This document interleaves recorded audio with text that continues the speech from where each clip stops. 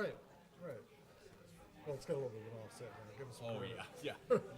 They've shifted that. They got fancy dirt mounds that they got to push that man. They have to settle for 4 minutes. Oh, Gosh, that's crazy. It's just I mean, it's beyond unbelievable. Not this. We're talking about the $130 million for the interchange. It's just nuts. We're like with all this stuff. It's like Do you know how much it's going to cost between 51 and 89? Oh, Another Another. 130 million. well, that's because they got well, they got properties they and got houses, right? big properties. Big Ridge. Yeah. Yeah. Okay, Craig. Tell me I'm nuts. Oh, am I praying or Start. allegiance? Wait a minute. At least this starts the project, Yeah, it gets it moving. gets it moving, so we're not sitting on it for another Oh, 4 I'm allegiance. All right, that's easy. Probably double in another 5 years. Oh, yeah. That'll be $1 billion. Are we gonna finish that?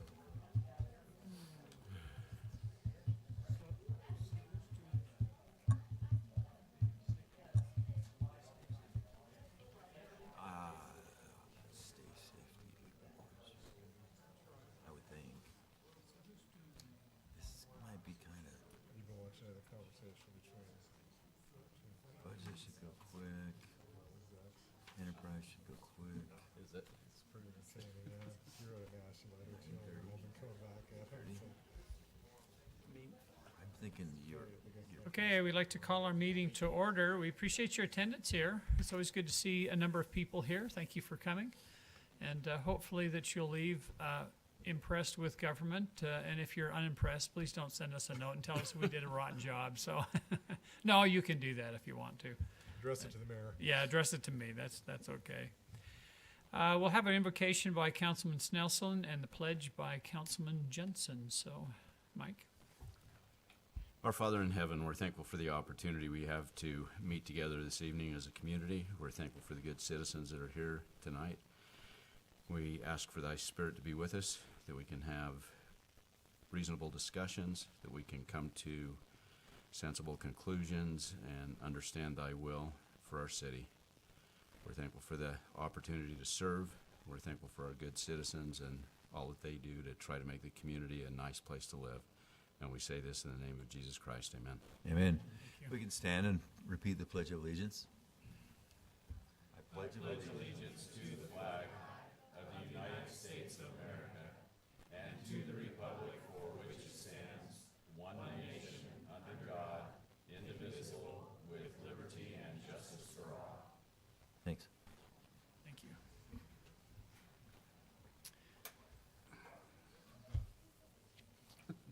Okay, we appreciate, again, your attendance here. We'd like to recognize anybody from schools or scouts that are here. If you'd make yourself known so that we can recognize you, we appreciate you coming. Is there someone here? Yes? There we go. Thank you very much. We appreciate you coming. We really do. Those of you who have an interest in making a public comment, you're welcome to do that. If you'll just go over and see Kim, there's a form that we need to have you filled out.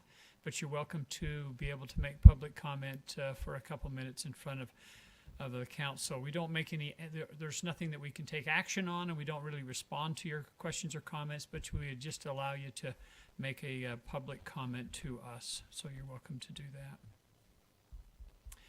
So we ask you to turn off your cell phones and your pagers, your electronic devices, so they don't create a disturbance like mine did in the last meeting. So, okay, we'd like to do a presentation of our safety award from the Utah Local Government Trust. Oh, Kim? Oh, sorry, thank you. Oops, yep, I usually miss that. I'll motion that we approve tonight's agenda as follows. Okay, thank you. Second? I'll second. Those in favor? Aye. Opposed? Thanks, Kim. All right, good. Could we do a presentation of the safety awards from the Utah Local Government Trust to the Clyde Recreation Center? Stacy, do you want to introduce?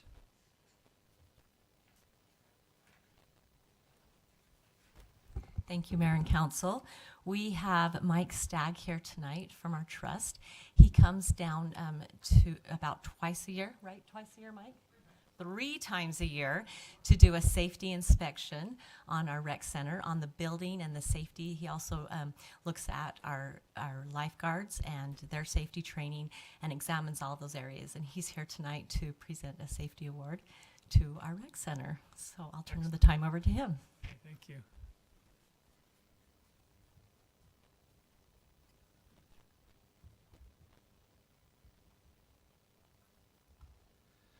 Mayor and Council, thank you for the opportunity to come and present this award on behalf of the Trust. We're really excited that we're able to present this award to Springville City and the staff at the Clyde Recreation Center. We're really, really pleased with what we see when we go out there to visit and the things that they've been able to do, Meredith and Angie and their staff there, on the things that they're able to do to really put safety forward. So this program is kind of unique within the Utah Local Governments Trust. And so it's a program that really I've created. I used to work for the American Red Cross as one of their, I was overall certification programs, lifeguarding and first aid and CPR and swim and water safety instruction and all that kind of stuff for a number of years. Since moving into this position with the Trust, we've created a program that really looks at aquatic safety and the entire safety of not only the facility, so the safety of the facility, how safely it's run, everything from the chemicals to the pool pump room to the lifeguards and their individual safety skills, as well as, you know, the supervisors and holding everybody at the organization accountable for what goes on at the center, just to make sure that, you know, when the public comes and the members of the community come to the recreation center, that they can feel safe, and that the lifeguards are doing everything they can, and the staff there is empowered to make decisions that really embrace safety. One of the things that we look at is we go through what's called a checklist by the model that's put forth by the Centers for Disease Control, the CDC. It's called the Model Aquatic Health Code. We go through that. It's a very comprehensive checklist where we look at everything from, like I said, pool and pump rooms to chemical readings to lifeguard performance.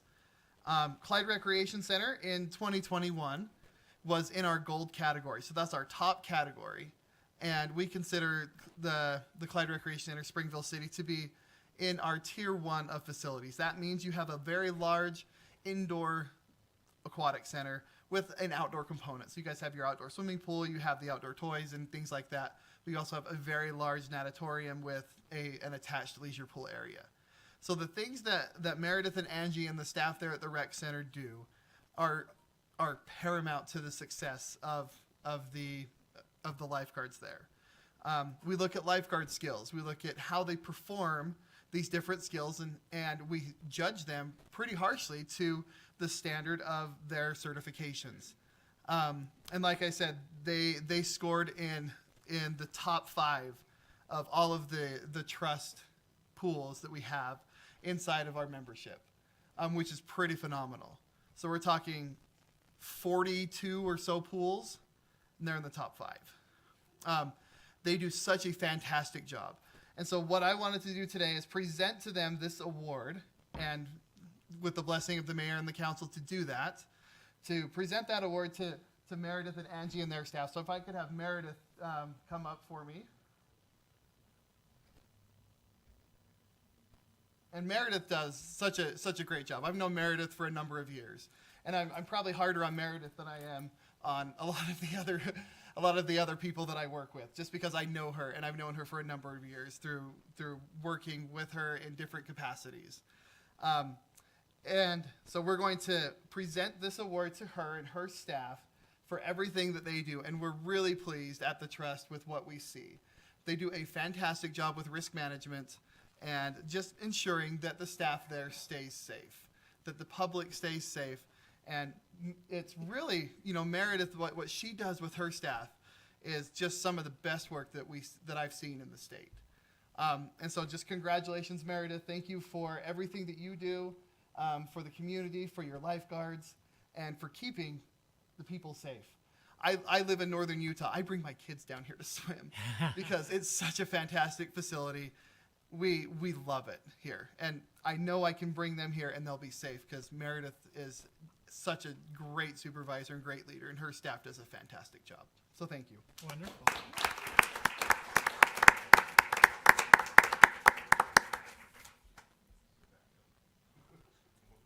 Oh, You'd have done your hair if you'd have known you had pictures, yeah.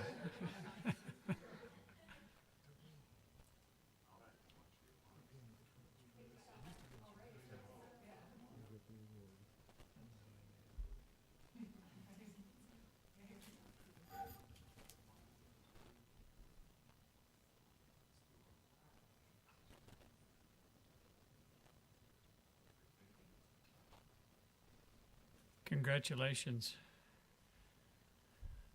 We're grateful for those that came to support them.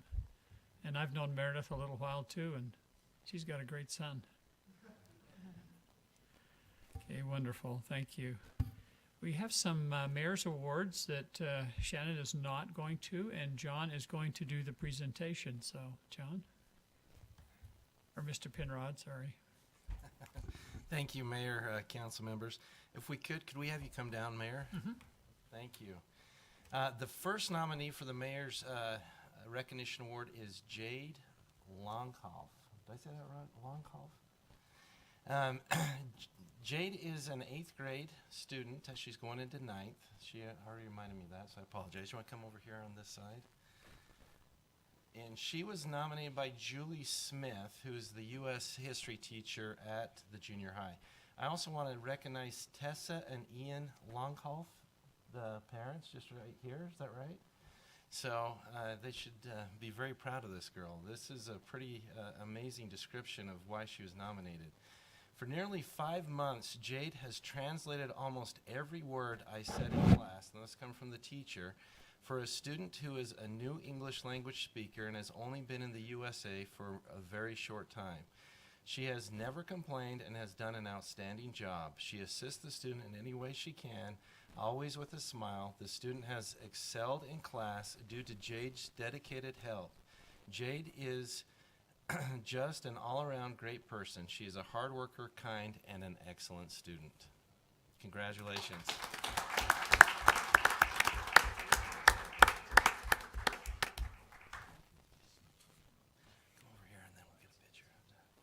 So the next nominee is Aspen Hunt. If she could come up. Very good. So Aspen's parents are Whitney and Lyle Simons and Lori Simons. If you could raise your hand, Lori and Whitney. Very good. And then Aspen Hunt is a 4th grader at the Reagan Academy, and she was nominated by Kirsten Hurst, her teacher. Her teacher says, I would like to nominate Aspen Hunt. Aspen has shown incredible resilience in the way she perseveres and handles challenges. She consistently works hard and sets a positive example for others through her dedication to learning. When it is time to begin an assignment, Aspen is always one of the first to get started and doesn't allow distractions to interfere with her success. Aspen is very proactive about making sure that all of her work is completed each week and demonstrates intrinsic motivation to succeed. Not only does she work hard in class, but she does it with a smile on her face. She is always ready and willing to help a friend in need and shows compassion and kindness in her interactions with her peers. Without a doubt, Aspen makes each day brighter in our classroom with her positive influence. Congratulations.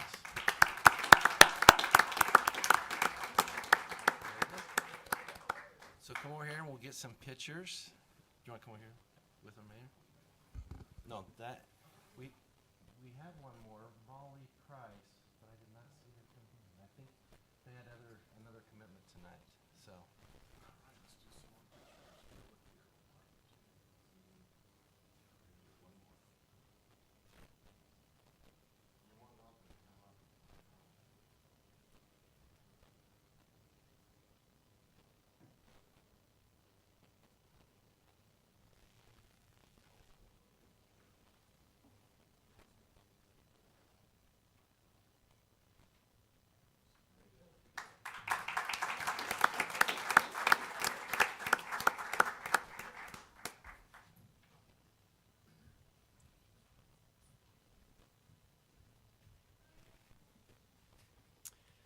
Thank you very much. Congratulations to you, and we wish you the very best, and hopefully the greater things are yet to come. So thank you very much.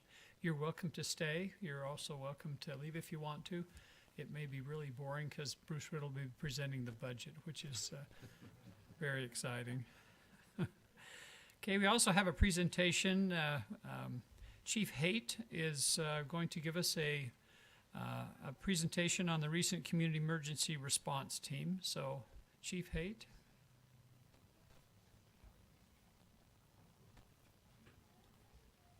Hello, Mayor, Council. I'd like Martin Palmer to join me.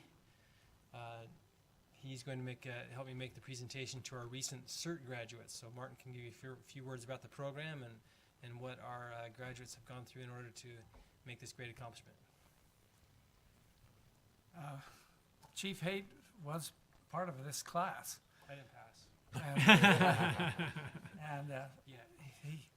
he still has a couple of makeups to do. And we started out with 7.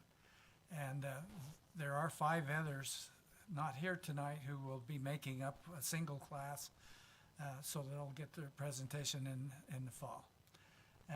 But he was very helpful to us. He gave us a great presentation on our our active shooter training, and so we really appreciate him and his support.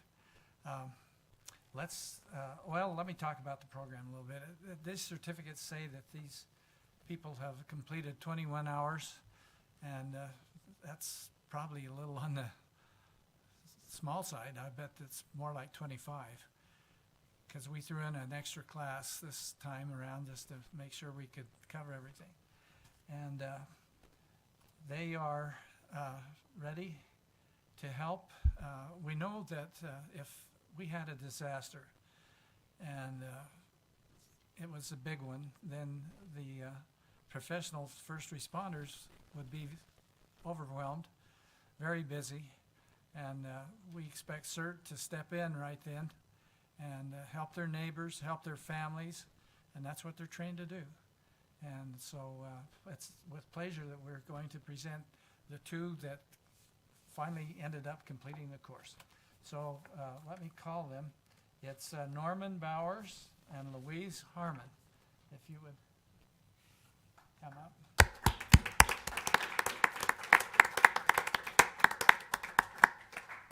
We have these great-looking certificates and badges, and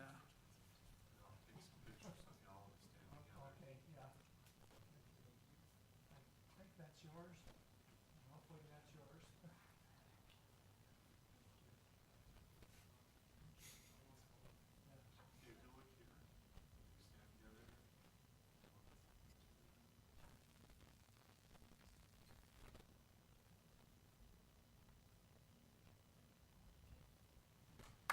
Very good. Just a side note, Norman's son Daniel came to all the classes and sat in, and I want him to stand. Good Yeah. job, Daniel. He was just so sharp. We had to kind of tell him, don't answer all the questions. Let the grown-ups do it, because he knew the answers, and he was ready. And then he helped us in our parade. He was one of the people who marched with us and distributed candy, so I think he deserves a hand. There.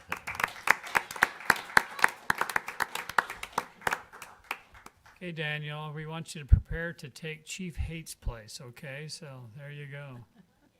All righty. Well, thank you very much. We, again, appreciate this, probably the best part of the meeting, so we're very grateful for the awards and all the effort that the citizens do.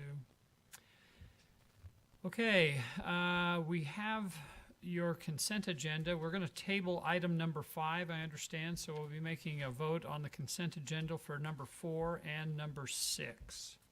Any questions in relationship to the consent agenda? Mayor, it'd probably be good, since we approved the agenda as is, that that's part of the motion that's made. Okay. Oh, yep, thank you. Okay, I'll entertain a motion. I'll make a Motion to approve the consent agenda items 4 and 6. It's perfect. Okay, second. I'll second it. This is a roll call vote, is that correct? Because there's a There's a ordinance resolution. resolution on there. Mr. Snelson, Yes. Mr. Jensen, Yes. Ms. Crandall, Yes. Mr. Miller. Yes. Okay, great. We also probably need to note for the record that Chris Sorensen is excused, so. All righty. Mr. Bruce? Here we go, sir.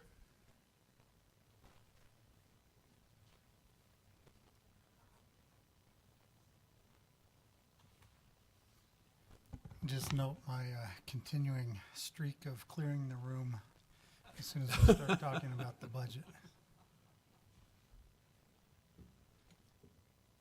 Let's see. We've got a number of items on the agenda here tonight. You can see them on your agenda and in your packet.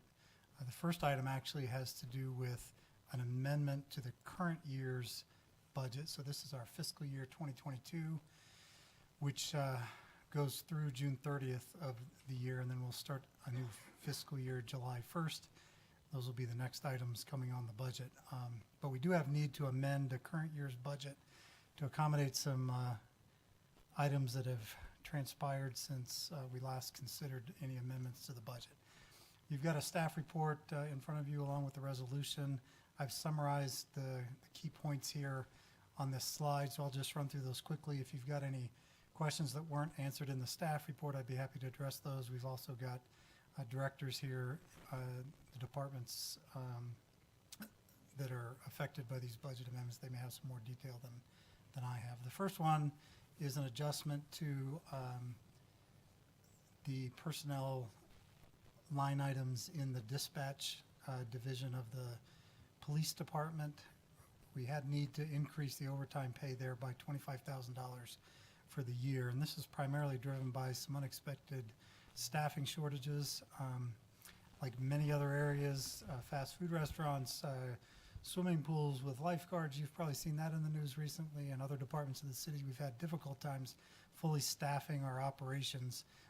The problem with the dispatch center is it's open 24 hours a day, 7 days a week, and we can't just not staff it. So we've, in the face of a number of those staffing shortages, had to rely on our existing staff and pay them overtime to cover all the shifts that needed to be covered. We managed that as best we could, but by the end of the year, we're going to be over budget there if we don't amend the budget and appropriate funds for that, which we plan to do out of reserves or surplus from operations in the current year. The next item is in our recreation department. We actually had higher than anticipated and higher than budgeted participation rates in the youth sports, which is great news actually, but it did cause us to go a little bit over budget on the expense side. However, additional revenues beyond what were budgeted came in to cover that, so there's no net zero impact to the budget. We just need to appropriate those additional revenues for expenditure in the programs. The next item is a transfer from the general fund to our golf fund. We discussed this issue at length in several of our previous budget retreats and meetings. These are transferring surplus dollars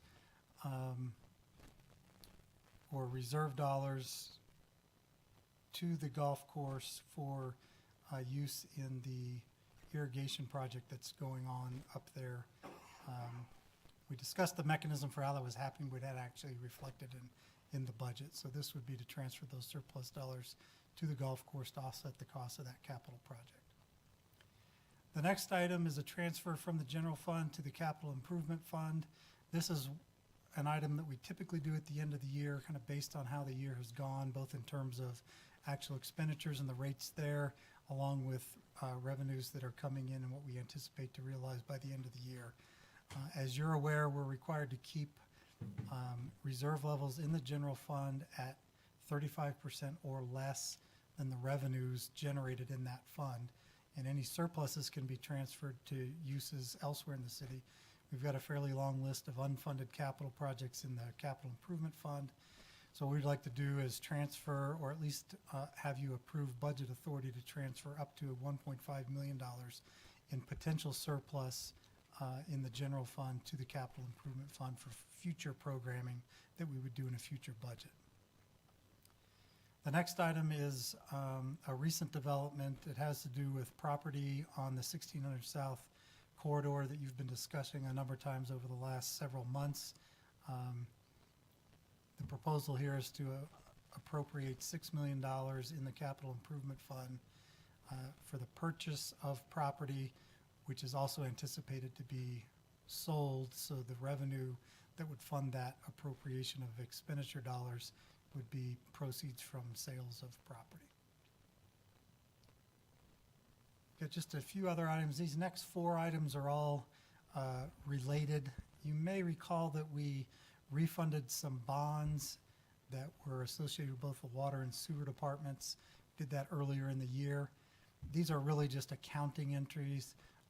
As we make the book entries for that debt refunding, we need to make an appropriate and associated budget amendment. The dollars for this are all incorporated in the refunding process, so there's no real budget impact here. These are just book entries that need to be made, but we have to have the budget authority to do that. And then the final 2 are in our power department, and it's possible I've underestimated these, but I think it'll at least get us through the year. The power department's seen higher than expected development. As you're aware, driving down through town, had a lot of activity, particularly on the west side of the freeway.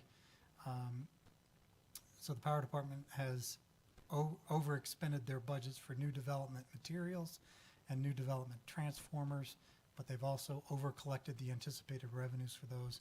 So this is simply a matter of allocating those excess revenues that came in for expenditure in the fund for materials and transformers that were purchased for construction of new development in the city. Those are all the items that need to be considered for the budget amendment. If you've got any questions, I'm happy to address those. Otherwise, we need a public hearing since this does affect the general fund, and then there's a resolution before you for your consideration. Bruce, will you go back to the previous slide? Sure. I must have been dozing off or something. Explain this, the golf thing again, where that 1.9 million's coming from, and I understand where it's going for the irrigation, but explain that just a little bit to me. So there were kind of 2 components for this. As you may recall, we saddled the golf department with servicing a portion of the cost of that total project, which is about $3.8 million. We left a portion of that with the golf course, $1 million, which they'll service in the way of debt service payments annually over an amortized period of 20 years. The funding for that comes from our cemetery trust fund. So those are dollars that we've held in reserve in perpetuity in the cemetery trust. We've made a 20-year loan out of that fund that'll be repaid with interest at market rates by the golf course. The balance of that project was to be funded by the general fund. And really to connect the dots for you, we received ARPA funding from the federal government related to the pandemic. Those dollars were applied to public safety expenditures throughout the course of the budget year, but those were expenditures that we had actually budgeted for.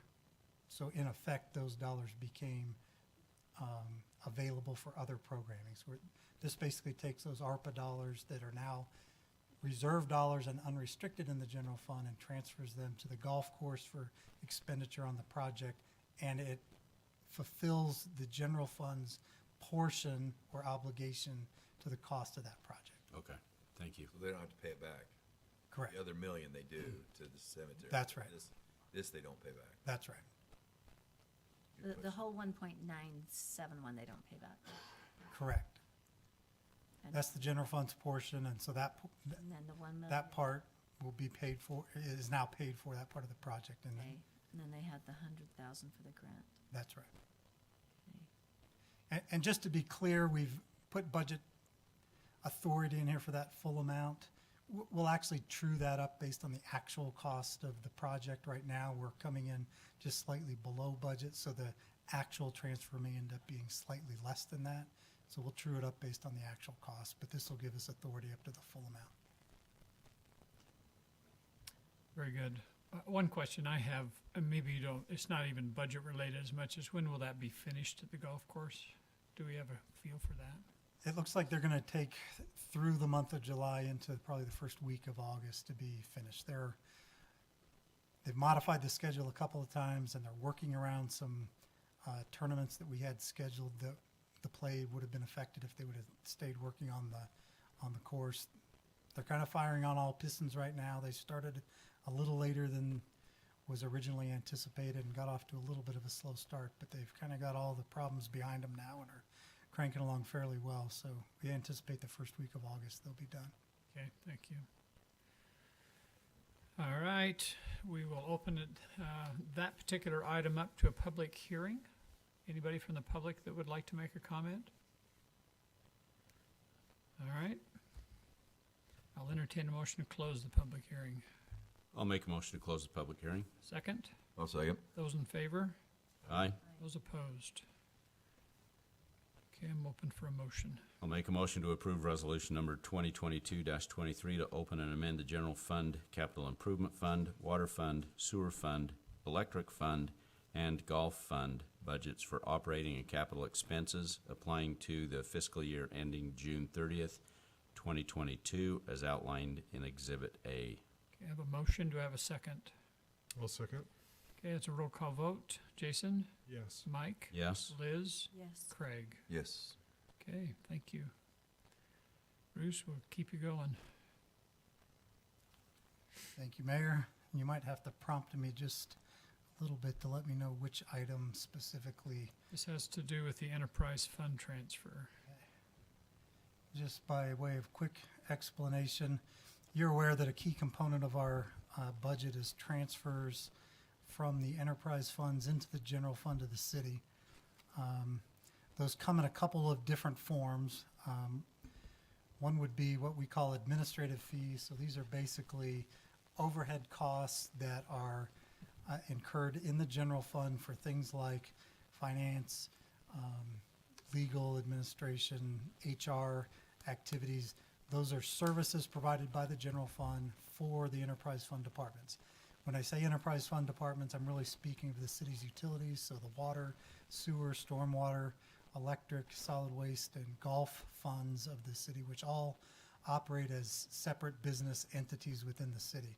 None of those departments have their own legal department or HR department, and so those services are provided by the general fund. We make a calculation and a cost allocation each year through a methodology that allocates costs to those funds, and they transfer those dollars to the general fund as consideration for those services that they received. Those amounts are listed here in the administrative fee column. The other column, which is the operating transfer, are dollars that are transferred from those enterprise funds to the general fund that can be used for general governmental purposes and programmed within the budget of the city. By policy, those have been set traditionally, and this year holds true the same, that it's 5% of the retail sales of those enterprise funds. Those dollars are calculated there.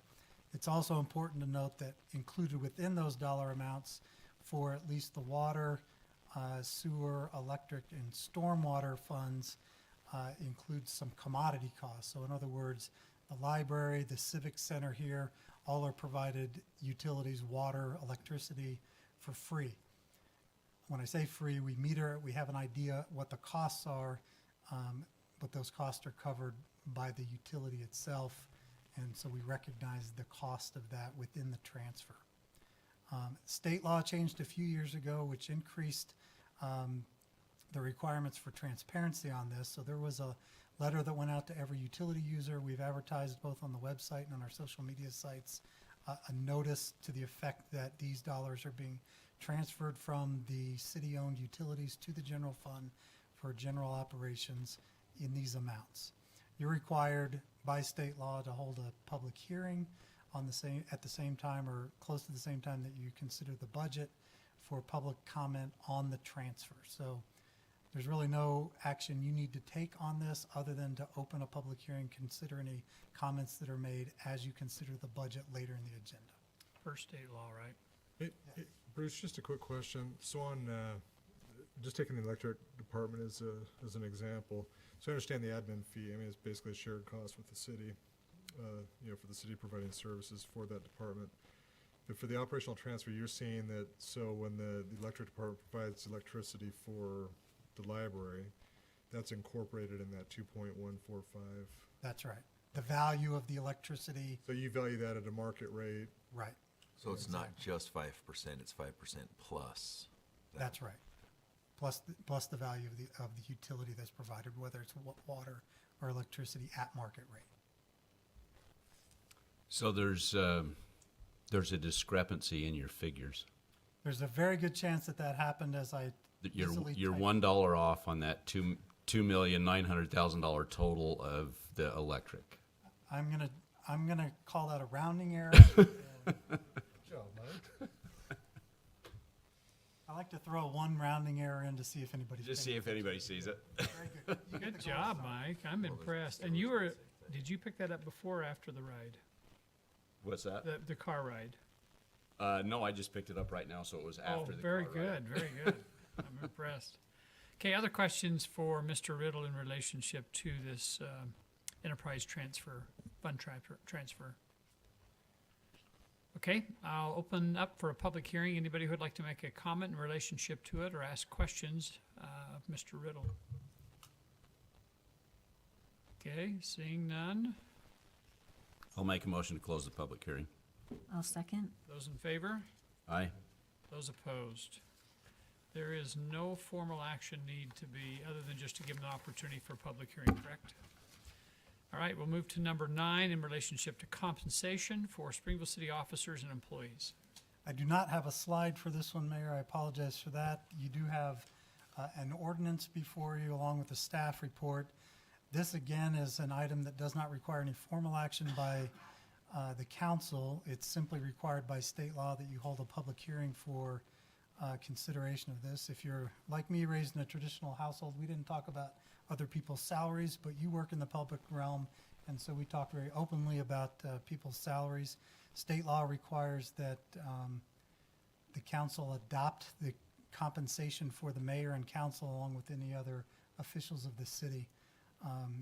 The specific language of that is included in the ordinance, and just for transparency purposes, for the proposed fiscal 2023 year, the mayor's salary is proposed at $19,137, with each of the council's compensation at $15,126 or $20, excuse me.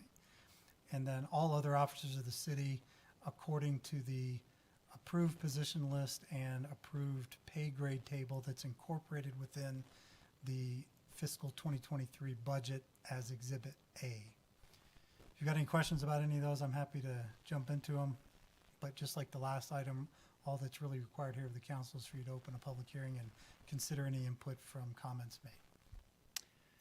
Okay, any questions? And I assume that this is open, they can ask, anybody in the public can ask in relationship to pay grades as well as positions and what those pay grades are associated with it. So everybody in the city, it's not arbitrary at all. It's very set by a sheet, a chart. And There are two exhibits that are included in the budget. So when you adopt the budget, presumably here in a few minutes, Exhibit A is the pay grade table, so that'll outline all of the grades and steps within those grades that are established through a means largely by comparison to other cities and market analysis.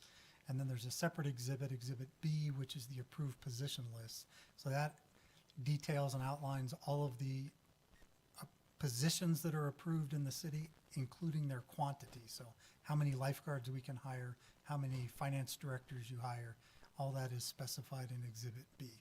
okay, great. Okay, we'll open a public hearing in relationship to the compensation for Springville City officers and employees. Anybody from the public who would like to make a comment? Okay, seeing none, I'll entertain a motion for closing the public hearing. I'll motion that we close this public hearing. Second, I'll second. those in favor? Aye. Opposed? Okay, I'm open for a motion. Make a motion to approve ordinance number 10-2022 that sets the compensation for Springville city officers and employees for the fiscal year ending June 30th, 2023. A motion, any questions on the motion? Okay, I need a second. Second? Okay, it's a roll call vote. Craig? Yes. Liz? Yes. Mike? Yes. Jason? Yes. Okay, very good. We're moving right along, Mr. Riddle. Number 10. I believe we are in the home stretch, so I'll make every effort to make this as painless as possible. You've adopted now final budgets for the redevelopment agency, the municipal building authority, and now we're considering the city of Springville budget for fiscal year 2023, which starts July 1st of this year and runs through June 30th of 2023. Hey, sorry to interrupt. Mayor, it may be worthwhile to caveat for people that are watching online or whatever, just the fact that we've been through this for many months.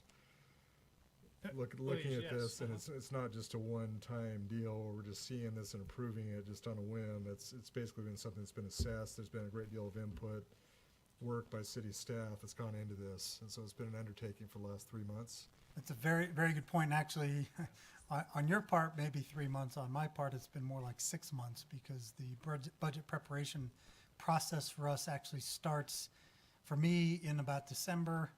Departments become very involved in the January timeframe. And even that's probably unfair. They probably have been giving thought and planning towards the budget through the fall months. And then they start submitting items for our capital budget in the January timeframe, operating budgets in March. We hold 2, if not 3, separate budget strategy meetings with the council where items of importance are discussed.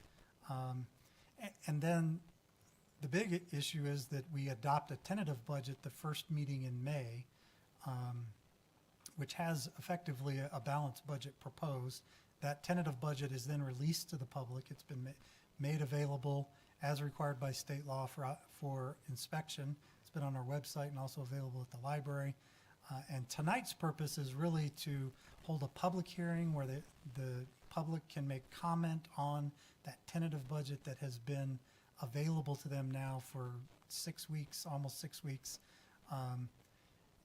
And so I'm going to sort of scoot through much of the presentation. This presentation is largely the tentative budget presentation, and since you've been through it now several times, I'm going to skip big sections of it. I am going to focus on a couple of items, very last slide, that represent a couple of changes that have occurred since the tentative budget was adopted. So I want to make sure that you're aware and the public is aware that there have been a couple minor items. Well, some of them are larger dollars, but only a few items that have changed since the tentative budget was adopted. Then you'll need to listen to any public comment if there isn't any. You can use that public comment to make your decision about how to vote on adoption of the final budget. But tonight's primary purpose is not the consideration of the budget, because you've done that, as you noted, multiple times over the last several months. Tonight's purpose is really to listen to public comment on that budget that's been effectively formulated and finalized in tentative form through in May of this year. And I would add that even before that, in February or January, we actually had some input in relationship to just some high-level thoughts. So anyway, I think I appreciate that. Jason, thank you very much for bringing that up. Okay. These first several slides are really focusing on economic reports and observations that went into the formation of the budget, and I'm not going to spend any time on that. We've done that multiple times leading up to the budget, so unless you want me to come back and spend some time on this, I'm going to skip right through those and just hit a few slides that highlight items that are in the budget. I do that largely for the benefit of those joining online and for the public record, and then I'll get out of the way as quickly as possible to give you an opportunity to listen to any public comment. The general fund of the city now has revenues approaching $36 million, which represents about a 7% increase in real growth. And when I say real growth, I mean there are some one-time numbers from this year and last year that move around a little bit that would skew that 7% number. But in terms of what really matters to us in terms of recurring dollars, it's about 7% growth, which is significant. We anticipate in the upcoming budget new development of approximately 500 dwelling units, which drives some large numbers in our budget, both on the revenue and expense side.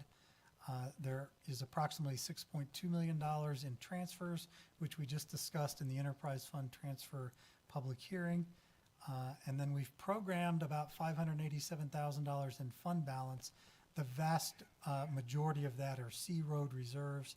So these are dollars that come from the state that can be used only for C road eligible projects. This is maintenance of the city's streets. We hold those dollars in reserve, and depending on the cycle of projects that are happening, we'll either spend those dollars down quickly or hold them in reserve. Next year's a pretty heavy project year, so we're taking some of the reserves that we had and programming them in. So I just don't want to leave the impression that we're dipping into the reserves significantly to fund the budget. These are really dollars that are reserved for C road projects only. From a high level, in terms of wages and benefits, we have programmed in a 3% merit increase. This comes on the heels of some mid-year adjustments that were made in this year. All this done with the intent to keep pace with market conditions and our ability to keep trained and valuable employees employed here at the city. We were fortunate this year on the benefits side that health insurance premiums did not increase. That made it a little bit easier to balance the budget. And very small increases on some of our other benefit offerings, which have been incorporated into the budget. In terms of specific line item details on the personnel side, these are personnel changes in administration, the addition of a part-time employee. This is clerical work. The cemetery, a grant-funded intern, about 500 hours to work on a project there that was secured through a grant. In the court, an additional 300 part-time hours to cover workload there. And then in the dispatch center, we just talked about an amendment in the current year to cover some staffing issues, and we're proposing to convert one part-time position to a full-time position and then add a few additional part-time hours to cover requirements for training and staffing there in the dispatch center. The facilities department, we're proposing to add a half FTE or a part-time position as a maintenance tech. In the legal department, adding 260 hours to our victim advocate, which is largely funded by a grant, and then an additional part-time office assistant to help keep up with workload there. In the library, we're proposing to add a part-time lead assistant librarian and convert a contracted position to in-house, which will add some labor hours and will reduce a professional services line item in a commensurate amount. In the museum, we're proposing to add 890 part-time hours to our lead and rental host line items. This is really to respond to demand for that facility for special events that generate revenue, and that's what's largely funding that those additional hours. And then we're also proposing to add a part-time outreach educator that's funded by grant dollars from the state. To round out the personnel changes or new personnel positions and hours in the budget in the police department, we're proposing to add one full-time officer and an additional part-time office assistant. That's really just to keep up with workload in a growing community. In the treasury, we're proposing to convert a part-time customer service clerk position to a full-time position, which is really more of a support position for our city treasurer. And much of that effort is going to be to go or to offset some of the impacts of a growing community as our Treasury Department deals with payroll for the city. I think we discussed earlier the combination of what used to be separate departments into now one Parks and Recreation Department. So we're combining the Buildings and Grounds Division, Parks, Canyon Parks, to the Recreation Department, and converting a former director position there to an assistant director position. So we'll now have one director over all of those areas with an assistant director and 3 separate superintendents to run those same operations. Much of that is driven by the fact that we've outsourced a number of the operations, particularly in our Parks Department, turf maintenance to the private sector. And finally, in the wastewater division, we're proposing to add 260 hours to an office assistant position there to provide some clerical support. And in the water department, we're proposing to add 1 full-time water supervisor. Bruce, before you move on from this slide, I'd like to make a comment on that third bullet where you talked about combining parks and buildings. Yes. And how those positions were shifted in light of the fact that we've outsourced the turf maintenance. We've noticed a huge savings in outsourcing that as opposed to using in-house maintenance workers for that. So I just wanted to point that out to the public to let them know that indeed we're saving money, not spending more by outsourcing that service. That's a very good point. I appreciate that. And we do this really throughout the city, where we do as much analysis as we can to determine what's the most cost-efficient way to perform the functions and provide the services that the city does. And in the instances where the private sector can provide that less expensively, we do that. And in many cases, the city's able to provide things either less expensively or more efficiently than the private sector. So we do it that way as well. It's a good point. I think to add to that is that there's a service level that's required of the people that we hire from the outside as well as from our own internal, that it's just not passing on the responsibility to somebody else, but they have to actually achieve a certain service level that we want to make sure it's maintained for the city. So It does result in a lot of, the city now shifts from a position of providing that actual service to more contract administration. So there is significant effort on the part of the city to make sure that those metrics are met in terms of performance levels. But it does alleviate the need to worry about staffing as much as we have. And right now, in a very tight labor market, one of the key drivers in our analysis was our inability to hire people to fill those positions. The private sector, particularly for these types of jobs, has some more flexibility than we do to hire employees on a seasonal basis in terms of their ability to provide or not provide certain benefits. Particularly for full-time employees, those benefits are required by state law for us, which makes it, in many cases, cost prohibitive for us to hire those types of employees. So that was a big driver in being able to outsource that. I won't go through each of these lines, but I do want to make a note that next year is a pretty heavy capital project year, both in the general fund as well as in each of the enterprise funds. I think we've got a total of exceeding $30 million in capital projects. So those are large-scale projects that are being undertaken within the city. The list in front of you here are general fund projects, and you can see each of those. The key ones here, and one thing to make note of, is many of these projects are being funded by grant dollars, so they're not coming from city dollars. Those include the $607,000 for the Hobble Creek Mapleton lateral trailheads. This would be up by the mouth of the canyon, some improvements there. MAG dollars are funding those. We've also got the continuation of our flood protection program out on the west side of town, and you had a presentation on that just a couple weeks ago. So there's $1 million that's being funded by federal grants for the continuation of that flood protection program, the study and the design work leading up to how we'll mitigate some of those flood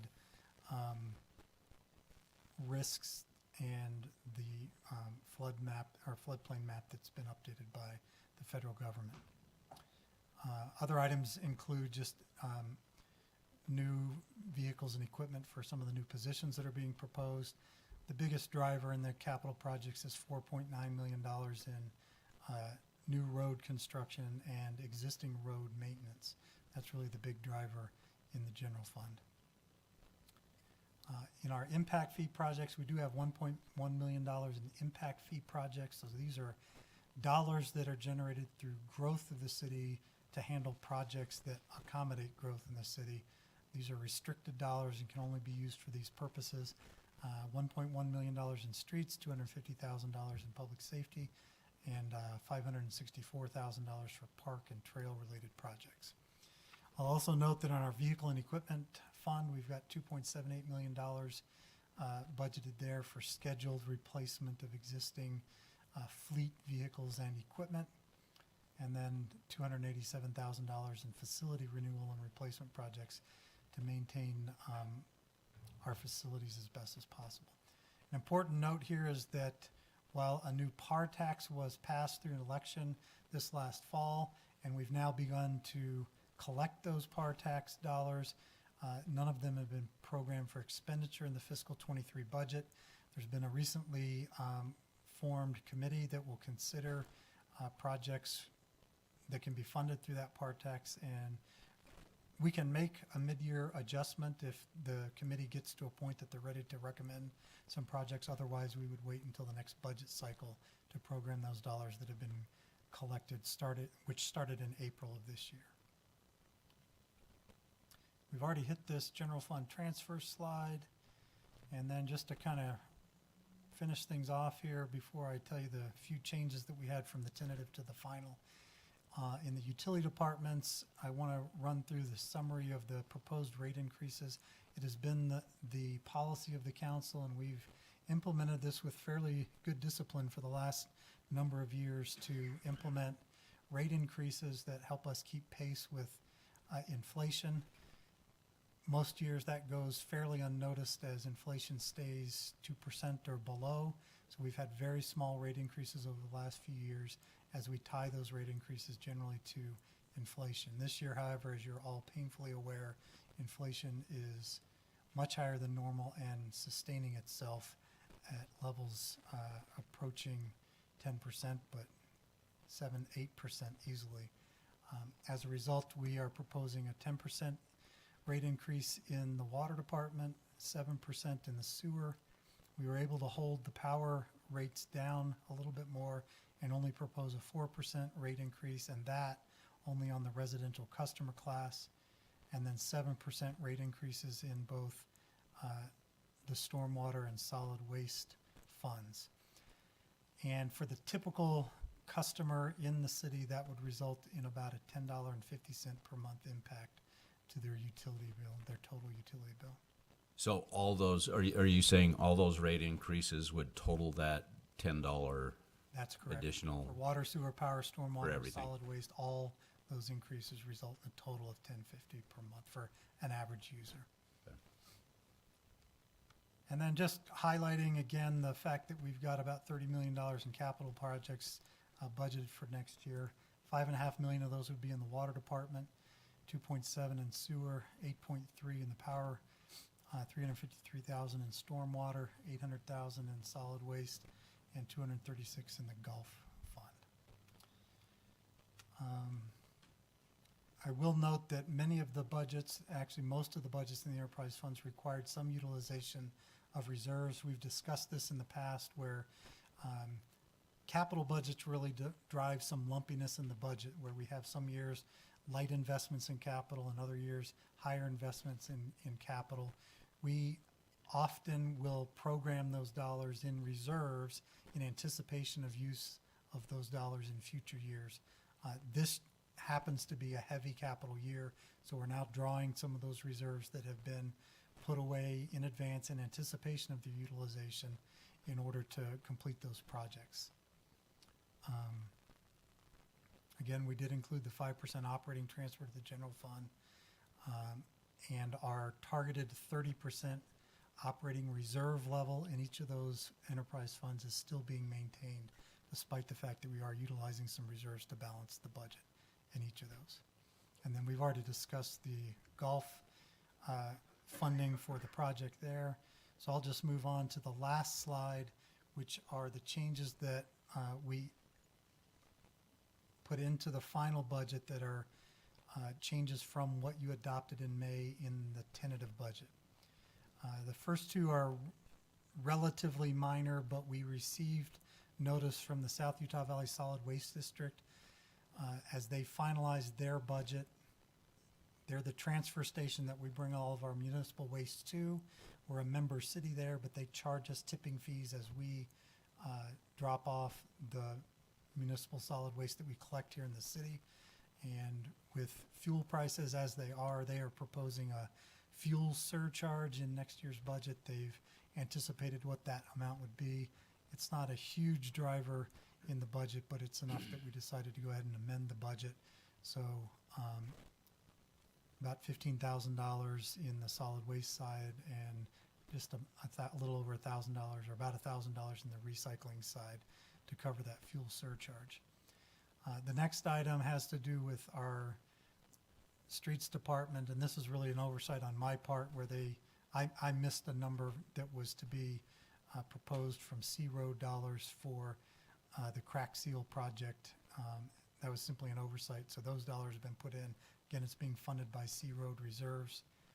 And then finally, we are just responding to market conditions, and the sewer department noticed that the $30,000 that they had proposed in the budget for a new crew truck was going to be insufficient given current market prices, so we've proposed an additional $10,000 for them to be able to purchase that vehicle. And then finally, there were a number of fee schedule adjustments in several departments: water, sewer, recreation, library, and engineering. Most of these are minor. In the case of the water and sewer departments, the changes to the rates that are different from what was in the tentative budget are still consistent with the rate increases that we discussed in the budget that's being proposed. It's simply a change to the rate classes and the tiers and how those rates are allocated within the fee structure itself. You may recall, particularly on the water side, the tentative budget simply included a 10% increase across the board. And what we've done is backed that off and put more of an increase in the base rate and then reduced actually the tiered rates. The tiers still exist, but they're at slightly different levels than what we proposed in the tentative budget. On the recreation side, we did propose a $1 increase to the day use fee. The library changes were very minor, I think had to do with, actually I don't remember, Dan, do you?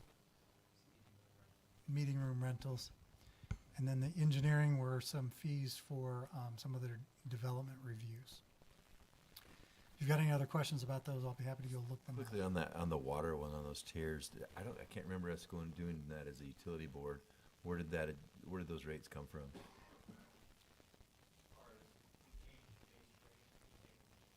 Yeah, did we discuss that in the utility? I'm just curious if I missed it somewhere. I knew we were talking about it, but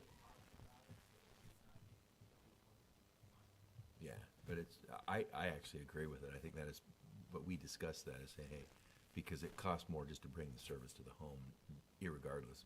That's not a word, but regardless of how much water they use. That's right. It is actually a word. You can use it either way. Irregardless. You can do it either way. Yeah, thanks. I make fun of people that use that word, irregardless. Yeah, me too, but it is valid. Yeah, I felt important when I said it. Sorry, Thanks. Bruce, I'll redirect the discussion. Go ahead. You're fine. That's really all my. I've been working on a headache. Have you guys noticed I'm working on like, okay, please stop. Don't go to a headache. So I'm trying to stop I talking. know. so It's good. Get out of the way here quickly.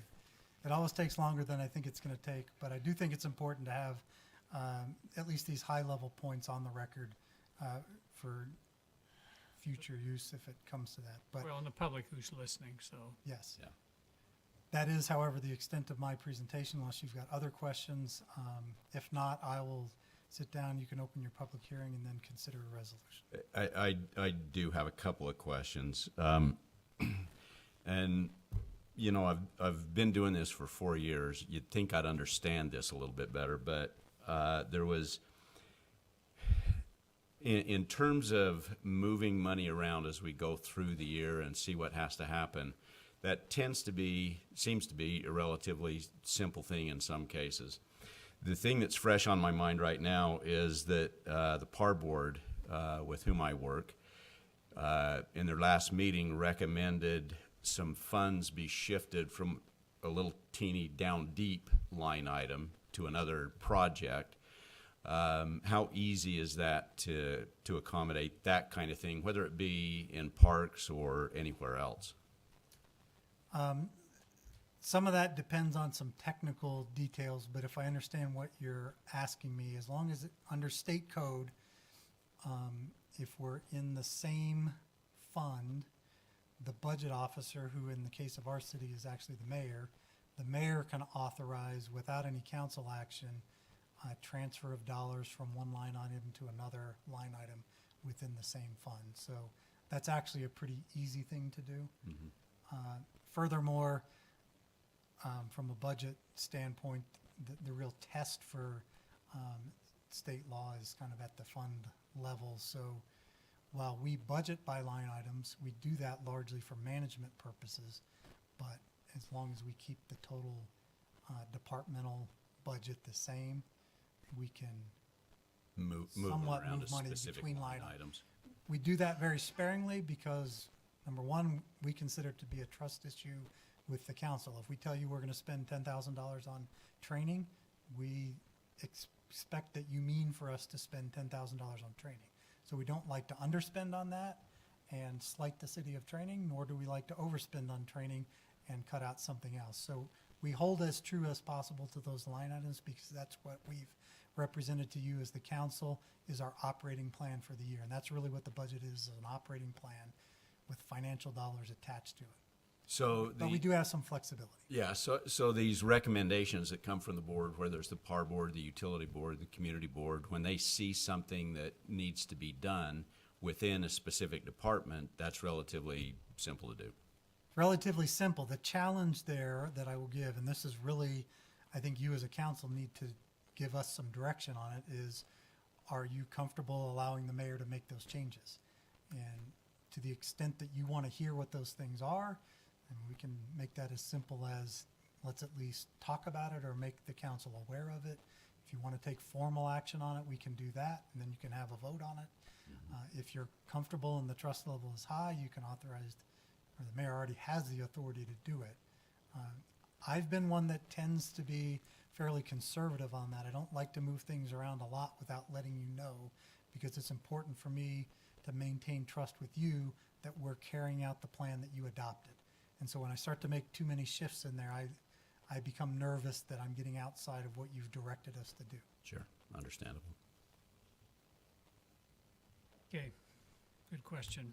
Any direction at all?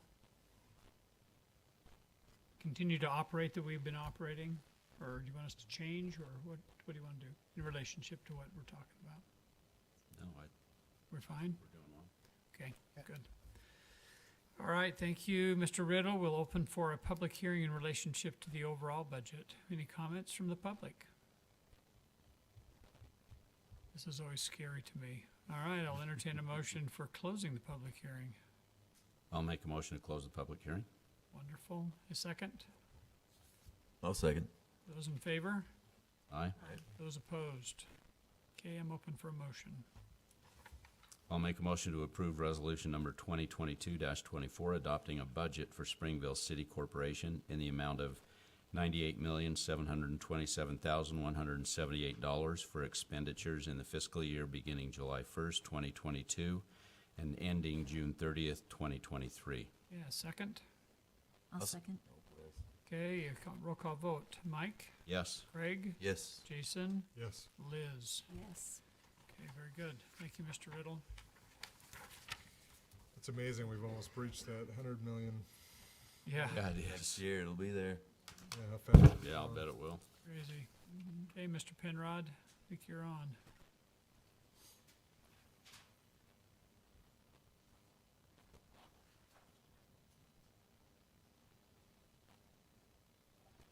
Thank you, Mayor, council members. Tonight, I do not have any slides. What we're doing tonight with this item is amending an interlocal agreement that dates back to 2016 between the city and the county. And it's dealing with the Community Development Block Grant Program. And the purpose of the interlocal agreement is that for cities who have 50,000 or less in a population, they're not entitled to any money through this Community Development Block Grant Program, or the CDBG. And so what the county has done is every city that has less than 50,000, they've joined them in an interlocal agreement with the county, so the county then becomes an urban county, and they are entitled to funds through the CDBG program. And that's what the city did in 2016. And tonight's an amendment to that agreement to continue the agreement, plus to also make some adjustments to the agreement dealing with some, as I look through it, some grammatical situations, and then also to make sure that we're still meeting all the regulatory requirements so that the county can be an urban county under the CDBG program. Again, this, just to let you know, the CDBG program is a federal grant to help with a wide range of local housing and community development activities. And it's to help give everyone access to decent housing, shelter, and ownership opportunities. And so basically what we're doing is we're making sure that the city, or the residents of Springville that qualify under the CDBG could get some money. Otherwise, we're on our own, and we basically go into a pool to try and get that money, but we don't have entitlement to that. Yes, Councilmember Crandall? Well, but there's always strings attached. So, but you feel like that it's all the strings that are attached are good for our Yes. community. Basically what the strings are is that we are required, or we're not allowed to go after any other grant on our own because we're teaming up with the county to be an urban county. And then also too, we're locked in for 3 years. Right now we have roughly 37,000 people in population, so I don't see us going over that 50,000 at least in the next 3 years. I mean, it could happen, but I just don't see it happening. But once we go over that 50,000, then I think the city really needs to look at it and decide, do we want to go on our own as a small city, because we would be entitled to some grant money at that point, or do we want to stay with the county? Okay, thanks, John. Any other questions for John? Okay, Thank you. Make a motion to approve resolution number 2022-25, approving an amendment to an interlocal cooperation agreement between several cities in Utah County entered into in 2016 related to the conduct of the Community Development Block Grant Program. okay, I have a motion on the floor. I'll second. Okay, Craig, Yes. Jason, Yes. Liz, Yes. Mike. Yes. Okay, thank you. All right, very good. We're through the regular agenda. Did you want to, council, spend some more time on, in relationship to density? Talk a little bit about it, would that? Yeah, that'd be okay. I just have a kind of a weird question on the Allens block. I've had some people asking me what's going on with the Allens block. We really haven't heard anything. I thought demo was supposed to start in May. Yeah, they've, I reached out a couple of weeks ago to ask that same question. I know there have been ongoing conversations with Josh Yost and Community Development, so they've submitted a few concept items. To me, he indicated they were still working through some engineering items and obviously have some financing versus profitability headwinds with regard to it, but no indication that they're not continuing to work on it. My general sense, we're getting kind of the same thing when you look across the map at developments out there. It's just so much is going on, getting engineering time, getting architect time, and all that is taking time on the outside just longer than they thought originally. That's my two That's kind of cents. what I figured. I just thought I'd check and see if we'd heard anything. Okay, well, if we spend a little more time on density, I'm gonna ask for personal privilege, and I have an old man's disease. So we're gonna take a break for a couple of minutes. Hey, Mayor, just before you do that, I got Yeah. a couple weird ones too before we get into the next section. Yeah, we're gonna bring those up after. Is that okay? Yeah, that's fine. Okay. Okay, we're gonna break for 5 minutes, or 3 minutes, or 2 minutes. It takes me longer than that. Yes. You go, and are you over, golf course? What's that? Are you over golf course? Okay, all right, go, we'll talk More later. people. Yeah, They need another employee. yeah, they do. So was Yeah, what's up with that? did several great questions. The handout, it's not a lot too. I know, who gets Yeah, the money? it's, Yeah, the problem is conditions were so great for financing and everything now. and then all of a sudden, bam. Yeah, it's like, Yeah, I know. really hope that doesn't impact negatively the whole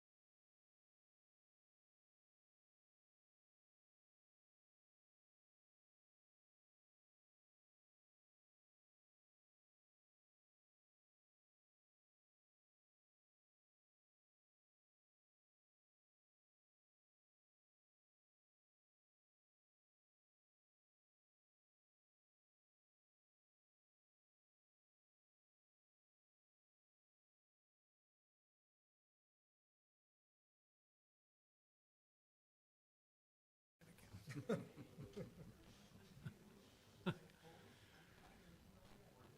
right. Oh, we've got Craig.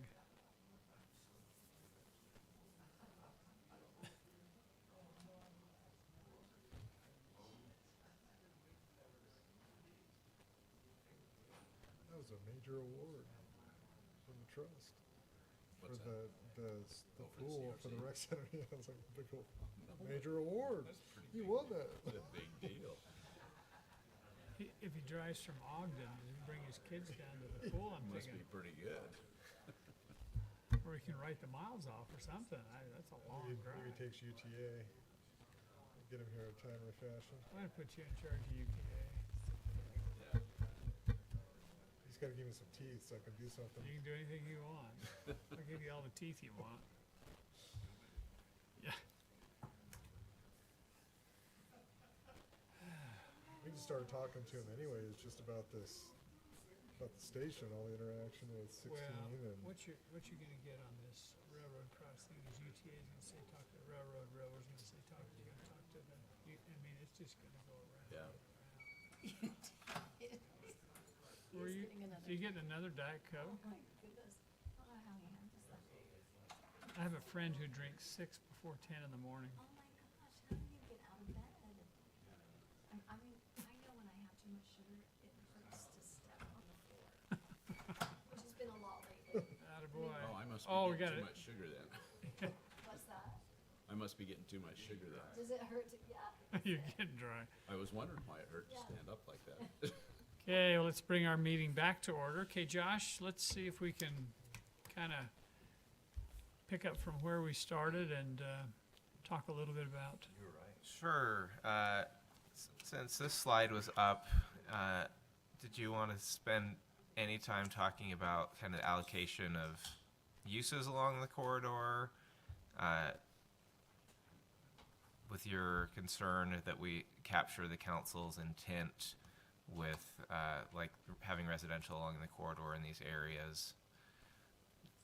Yeah, I think that's a good point. The question, I guess, on the table is, as presented, I don't, if you've had a chance to go through it, are you comfortable with the mix in commercial zone 1 and commercial zone 2, the way that he has it outlined? I'm comfortable with the mix. All right. Any other comments, questions? Okay, well, let's move to number 3 then. Let's talk a little bit about number 3. That is, should I keep going? Yeah, I was just to interject on 3. I think the depth, obviously this is diagrammatic, but just from a diagrammatic perspective, the depth may extend off of 1200 West. It may be wider in the east to south direction than we're indicating here. South. Sure. Yeah. And yes, just because the development will primarily oriented towards Canyon Creek Parkway, and just the character of the development that we anticipate seeing in that area may need a little more depth. And you can see that this here is kind of the Smith's parcel, and so if you kind of apply that same type of depth here, There's going to be some adjustments. there's Yeah. obviously some adjustment. Okay, the question is, and I voiced my opinion in relationship to the density here on this particular parcel, number 3, it's 12 units per acre. Any concerns? You want to leave it the same? You want to lower it?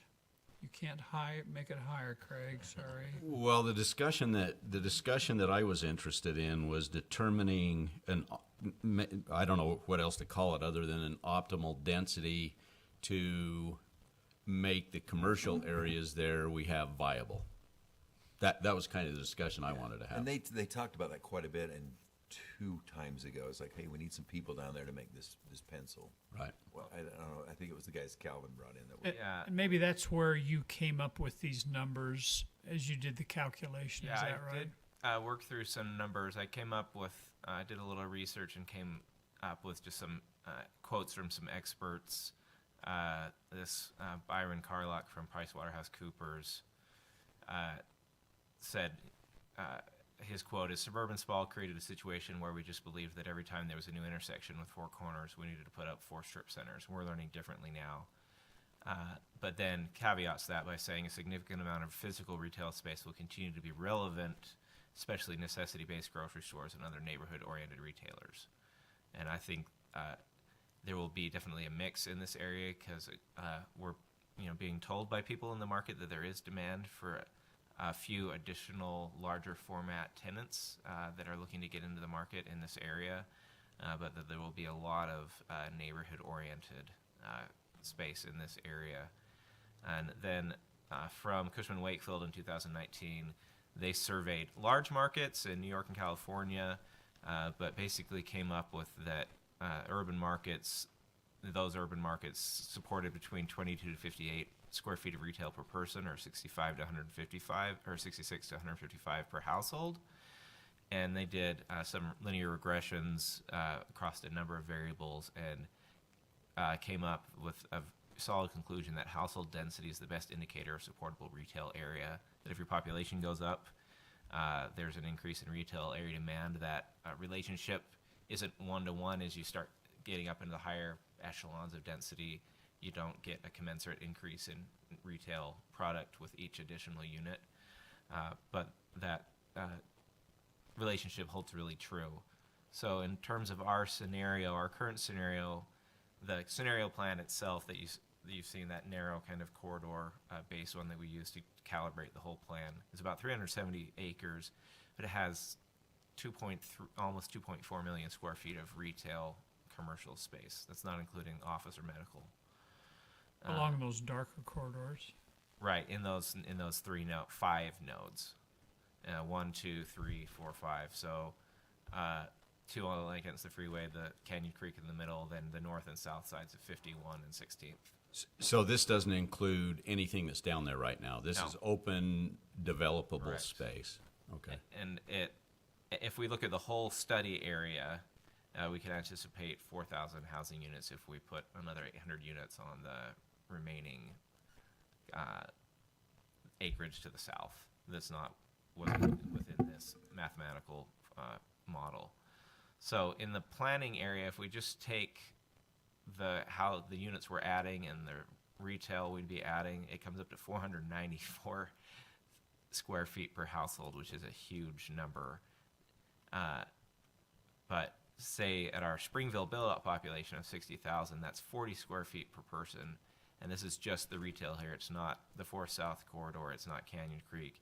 Say you double that to 120,000 for, it's kind of less than build-out, but Spanish Fork population. You're still at 20, which is kind of the lower bound of the averages that we've seen in the surveys across the country. The countrywide average is about 25. So from my perspective, I think we may be, even in the scenario we're showing, be programming a little too much retail, at least for the near term and the market conditions we can anticipate, based on the fact that we already have a substantial retail corridor on 400 South and significant opportunities to continue to build that out adjacent to the freeway and potentially 1400 North as well. So can I jump in there? Because I did the math backwards from the way you did it based upon the question you asked at the higher limit of your previous slide, and we would need to add more than 13,000 households to that area. So more than double the size of the city to accommodate what's programmed in there right now. But to accommodate what's programmed in for the retail space that we've got there.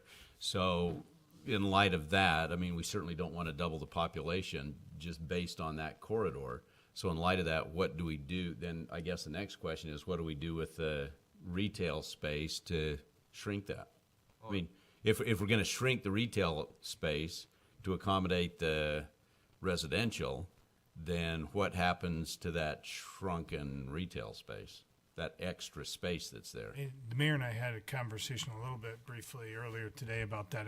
I mean, what you see are kind of less intense and less positive generating commercial uses. So good corridor to look like at is the west side of the freeway, and just kind of this random hodgepodge of kind of pretty good commercial to really isn't commercial at all to everything in between that's just locating in the area because you're not focusing it, and the land prices aren't driving what traditionally causes businesses to locate there, right? There's so much value to the sales component of it, they're willing to pay higher price values to locate in that area. So there's no residential on the west side of the freeway, Right. but people use those. They come from other parts of town or other towns.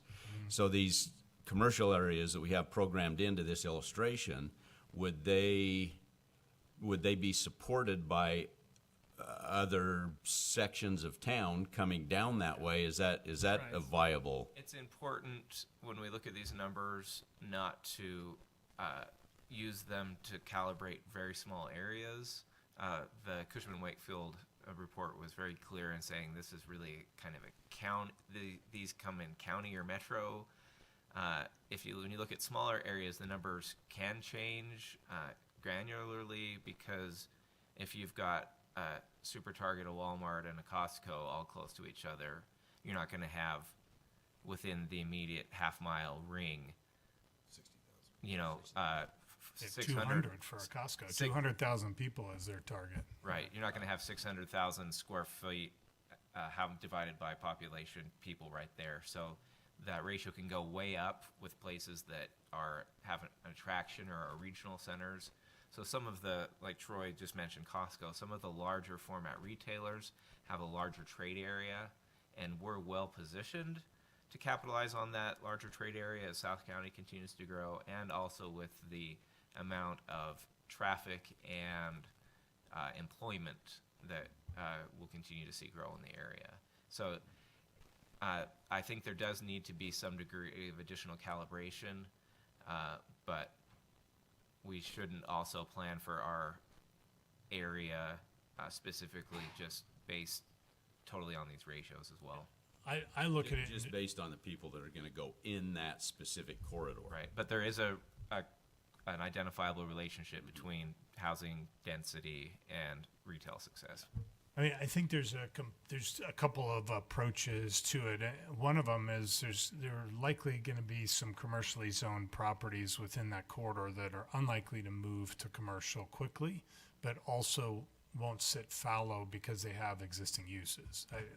The Nebo bus yard, for example, they're unlikely to forego the infrastructure they put in place right now, but it's also fairly low-cost infrastructure they put in place. So could you zone that commercial? It would stay perhaps 5 years, perhaps 20 or 25 years. But as the market matures and there are more people located down here and kind of the different models change, will there be a time where it migrates to something of a higher or better use? There's probably a pretty good likelihood of that. But you have to be careful you don't leave that empty ground. I mean, I think one of the things we've seen over the past 5 or 10 years, which has been interesting, is the developers are always come in and are pushing on what's working in the market today, that they can make money today. And so we know what that is right now, right? It's office, warehouse, and multifamily. I mean, that's what's the market's driving. That's not necessarily what is exclusively what the city needs to function, but that's where the market's pushing it today. So you want to find that balance. Yeah, and as I think you think about the 1600 South, I mean, it's really the last opportunity for us to have good tax base, and this is the balance of trying to figure out what is good for some of those properties. And I think the concept of the nodes that we talked about have a really, really good appeal to it. And those trade areas, in my opinion, if you put the right components down there, you're going to have people drive not from their traditional circle of 1 mile. I mean, I drive over to get Panda Express, and I'm way outside the 1 mile. So we tend to, the retailers tend to have these concentrations, but at the same token, they have a bigger draw than just the circles that they're talking about. So. And how do you see this commercial area, number 3, specifically number 3, I guess, tying into the, whatever that thing's called, Canyon Creek over in Spanish Fork? It's probably the more traditional I say traditional, being traditional the last 70 years traditional.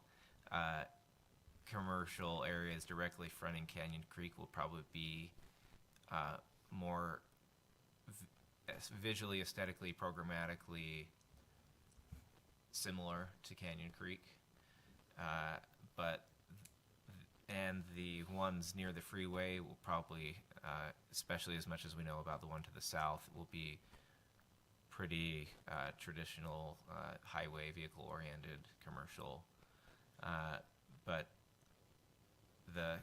as you filter back out of that more intense commercial in the middle and then over in these other nodes, my hope would be that they really have the opportunity to communicate Springville character. I have a slide I'll switch to just so I remember what I wrote. When we have the Springville identity is really, our small town, our amenities, we're unique, and strip commercials, it's hard to make, I say hard to place, not that it's hard to locate, but it's hard to take it and make a place. When you think of a lot of areas that are just anywhereville, like Orem State Street or State Street in Murray, where I grew up, except for like 3 blocks, or North Main Street here, a lot of those areas, that form is very hard to mold into something that says Springville. And it also results in more driving because the uses are more spread out and you end up using land less efficiently because they're all shared parking is less efficient. There's all kinds of inefficiencies, and it's less conducive to biking and walking trips. But nodes are easier to theme visually and programmatically, so that it's somewhere you want to go, like Sugar House in Salt Lake or the Riverwoods, as a kind of marginal example. And that concentration gives you more vibrancy, does what Troy mentioned, it increases the location quotient or the value of the property to everybody that wants to locate there because of the vibrancy.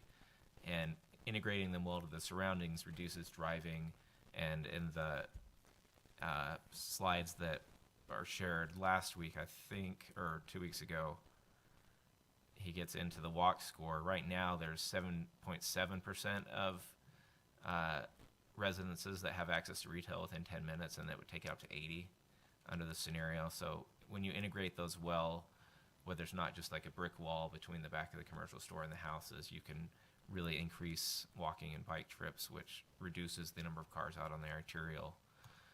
And it infills better, or it grows better, because you can have smaller areas, or like Smith's, where we kind of have a block. Each of those pieces is coming along at a different speed, and that's okay. And where it's narrower and more spread out, you end up with more of a gap tooth, or a harder to develop character in terms of creating something that feels like a small town and has amenities and is unique. Josh, Mhm. sorry. No, to interrupt. go ahead. I just don't know if I'm going to be able to ask this question appropriately. If we were to have like a stadium, or something down there as an attraction, just say in this commercial, would that be treated the same as the rest of the commercial down there? Would it be the same metric that you use for square footage? I mean, would it kind of throw it? No. Say as if, because we have the rodeo grounds down there, and if we were just by chance to have an attraction, a stadium down there, would it be considered the same commercial as everything else? Would or we kind of essentially different? deduct it from our Yeah. allowance of supportable How commercial would we area? treat that? No, it would. In the way those types of uses are considered throughout the country, they're almost special uses, Okay. and depending on the level of programming they support, they can either be viewed as like catalytic things that actually increase the amount of retail you can support, or if it's something like it's like the difference between the Delta Center, Vivint Arena, Yeah. yeah, and Real Stadium. Cougar or Lavelle Edwards Stadium. Yeah. The amount of activity that those two places generate is so different. So you really have to look at it on a case-by-case basis. Okay. But you typically wouldn't subtract that from your retail unless it was more of like a traditional sports stadium where you had a lot of street front commercial activity integrated into the building. But Okay. more of a special use stadium, I don't think you'd count it against your budget. Okay, thanks. Troy put together a really good graphic, and I wanted to make sure I hit it. There was some concern that we weren't kind of following the same pattern on 400 South, or there was some direction that 400 South was a good model. And so Troy actually took the 400 South corridor and used the same colors and highlighted the mixes up there. And we were surprised by how parallel it is, that we've actually allocated uses in similar spaces to similar proportions. A lot of, almost entirely residential on the north with some commercial frontages, higher density residential tapering off to lower density residential, and, these commercial nodes with our downtown Main Street, the 1200 West corridor, and then the freeway, the regional commercial corridor.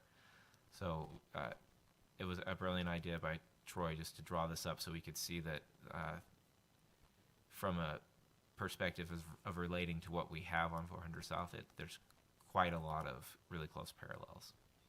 I know there was some concern as to whether we were capturing the council's direction in how we'd allocated land uses in the preferred scenario.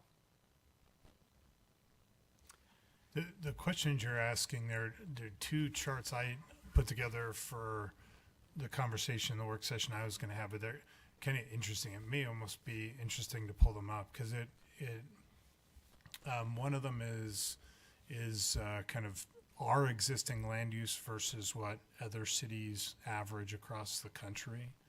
And then the second one was the generation of taxes, which the slide Josh just put up, he had words that then indicate. So that one there is from planning.org. The first four columns of numbers come from planning.org. First one being cities under 50,000, then all cities is in the fourth one. The Springville data comes from our general plan, so the data is a little bit older, 2008. But you can see that compared to most cities, these are in the Springville data is based upon actual use, not zoned use. So where we actually have businesses already. And so our commercial is quite a bit higher already than competitive cities.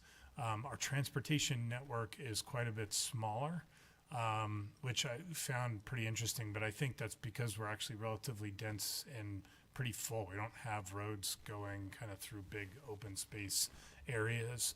And then our single family development is also quite a bit above average. So I thought that was interesting to see that that's kind of the Springville that's developed over time. I didn't look at the 16 South corridor, what's being planned, but I think Probably it's pretty close. With regard to that. It's also surprising how low really our duplex and multifamily dwelling are by percentage of land use. But that's why more dense things drive more taxes, because you put more building on a smaller parcel of land on average. I mean, you think if you're on a 10,000 square foot lot and you have a 2,000 square foot home sitting on it, you have a lot of open space around that versus a townhome, certainly, that almost the entire lot's covered. If Craig isn't going to ask it, I'll ask it. Why is the parks and playgrounds so low? Yeah, I was chewing on that, especially when we've heard that, and I think it becomes it's an open space discussion, which is we have a ton of acreage, but it's outside our boundaries, and we have a ton of federal land outside of our boundaries, and so we have access to all this open space where other communities across the country are having to incorporate that within what they're actually doing. And I would also guess that Fred did not count the undeveloped Park acreage we have in the I would in the agree with city. that. Yeah. So you've got These are actually developed parks. yeah, how Right, many, yeah, right. and how many acres are undeveloped at Community Park? Right. Yeah, you would have had probably 8 acres at the time, even though the city owned 50. Right. as part of that. So that number may be going up. So it'd be interesting to update that in the new general plan to see kind of, I would guess our multifamily percentage is up slightly. It is higher than small cities already, 2.27 versus 1.75. And if it's gone up a little bit, that would be interesting along those lines. And then the next one, we could spend a lot of time on it if you just hit the next picture, but that's just indicative. The green are residential, the gold are commercial uses, but your tax benefits, particularly on the residential, get better as you get more dense, but that's what we talked about. You have more building and less open space with regard to that. And we could study the rest of it and walk you through it, but similar stuff actually happens on the commercial. That's when you were talking about all of that parking area. If we were to pull up a map and you look at our strip malls, they have these just huge parking areas which drive down their value below our small commercial areas like Main Street here. They're generating a lot more per acre, but they're also not accommodating vehicles, right? We're having to figure out in the public realm how to deal with all their cars. And like, the one thing too, I mean, obviously they're green, so your residents don't create sales tax, but they kind of do. Sure, and that's part of the discussion. So, I mean, if you were to bring in, Will we continue to see a swing in that direction as if in fact we see more online purchases to where sales tax will be less big box driven and possibly population driven? right? Yeah, no, I think that's a valid point. And we often, I mean, I've been here for 20 years and heard every single city council say, go get me retail, go get me retail, go get me retail. If you bring in a traditional economic developer, that's not how it works. You bring in the jobs. Then people buy a house, and then since they have a house, they need a restaurant and a grocery store. Right. And that's what you're saying, right? All Is we once they have wanted population, was then retail would be then the retail would Let's landscape. go Riverdale goes. and just Yeah. get a bunch of Yeah. car dealerships Right. and have no people that live in our city. Right, and that's Riverdale up north. And I think the driver for that, for councils saying bring more retail, are the citizens saying to the council, we need more retail, we need more retail. And we're going, well, we've got to have something to Attract attract the retail and to keep the retail viable. We're getting a field of where you want to be, but that becomes interesting when you look economically. We had a huge population explosion in 2000 to 2006, and the entire 4 South corridor was primed, and everyone purchased at very high prices to locate commercial. And then you had the Great Recession. And one of my big concerns right now today is, where are we at again? Yeah. Right there, right? A whole bunch of people are located here, and then all of a sudden you're like, oh, crud, now all the commercial is going to come to support it, and it may not come if interest rates go up and everything. So you had us locked up on the commercial, not you, just this economy had us locked up on the commercial, because they bought at very high land prices on the 400 South corridor, and then they couldn't ever move it until very recently. And so you've seen 4 South corridor economically just overnight, right? That whole corridor just Smiths and all the strip malls and everything else located there very, very quickly. So I think if you build the houses, you can see the same thing at 16th. We just got to be careful not to overplan it and then have stuff that kind of sits like Orem, or not Orem, like Allen's Block. But I also would say you saw similar stuff in American Fork with, what's the name of that center? What? Meadows. Yeah, the Meadows in American Fork, where they had just tons of boxes come in, and then pretty quickly behind that, there wasn't support for that based upon that, your population per square foot, and a bunch went out, and they've sat there for over a decade now with lots of empty storefronts there. Yeah, and So they put a lot in real quick. Yeah. Mm-hmm. Well, I think that maybe, we can talk about this because this is quite critical and important, but it's important also to maybe come to a conclusion to help Josh and the consultant. Is there anything in relationship? I know Liz mentioned that she wants to make sure of transportation. I hear a lot of questions or comments in relationship to density, and probably relying upon you and the consultant as far as balancing the density so that there's, and the density in relationship to what we're trying to accomplish down there. Can I ask a follow-up on Oh, that sure. one Yeah, you before bet. we go down the list? It's easiest for me to calibrate density if you can tell me kind of physical bounds of the product. So start with height. My intuition, and based on some pretty clear guidance over the past couple of years, has been that we're pretty much comfortable with 3 stories and less. Am I in the right place? Well, that gets consensus. I would be okay higher. Everybody knows that. I'd be okay higher. And so would I, assuming the right type So of we got construction Jason's and the swing, look 'cause and these things. two are kind of short, but Jason, Yeah, Jason's a wild Jason's card swing, here. Man, he's the wild I mean, card right there. If because Jason's there's about if it's 45, townhomes 6 feet. or if it's flats, is it cottage courts that we can still get into the pretty high density, in the 10s? Is it urban townhomes that can creep up north of 12? Is it the 3-story stack flats? I personally, and I've been on record before saying I like mixed density better than anything, to where, and I know it doesn't make sense to a lot of us because we're a little older and we think we got to have our quarter acre or more and land it out. But I seriously think that mixed density means I've got a single family here and I have a triplex here and I might have a 12-plex here, but together it works.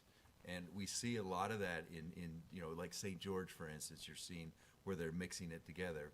We, growing up in Springville, we always made fun of the apartment complexes that were stuck in the middle of our city, amongst single family. But now I personally think it works because it creates mixed density and I think it gives citizens an opportunity to live in a more normal neighborhood instead of saying, oh, all the rich people live there and all the poor people live there. Well, on the other hand, you have to consider this you don't have to drive very far north to realize that once you get past 3 stories, it starts to look pretty overpowering. And I don't think the image of Springville is to be overpowered with heights and things. We've had this discussion before, and I come back to the same kind of thing, is that I think the look and feel of Springville, and even based on people that have come up to me and asked questions about Allen's or wherever, the majority of people are very interested in having the look and feel of Springville to be much more of a homey feel than a bigger city kind of look. And the question isn't density as it is as much as what kind of density are you looking at. And so my pitch has always been that I think lower is better, because I think it's the look and feel of Springville, and it's the balancing act that you have to do in relationship to making sure that you have the population and service the population. We're not going to solve the housing issue on 1600 South nor any place in Springville, and but at the same token, we have a responsibility to kind of look at the things that we present. So that's why I've always felt like that lower density is the look and feel and image of Springville. And I think creating something different will make the citizens think to themselves, why are we looking different? I see that in cities as you drive farther north about some of the newer buildings that they're building there, and I'm grateful that those cities do it, and maybe that fits their image, but it doesn't for me. So anyway, that's my feeling. That gives us good bounds to calibrate that with. And our other concern that we use to calibrate is we realize that at some point we're going to start tipping over a bunch of dominoes in terms of the capital facilities plans we've been working on for 20 years. Right. And so there may be, and as we continue to calibrate, we'll have a better sense of that, an upper bound in total units that either doesn't tip that or does, and depending on where that is, there may be a total number of units that we feel comfortable with in terms of utilities on our total build-out plans for the city, and then we can allocate those in a way that makes sense based on the kind of the forms and the look and feel that you described.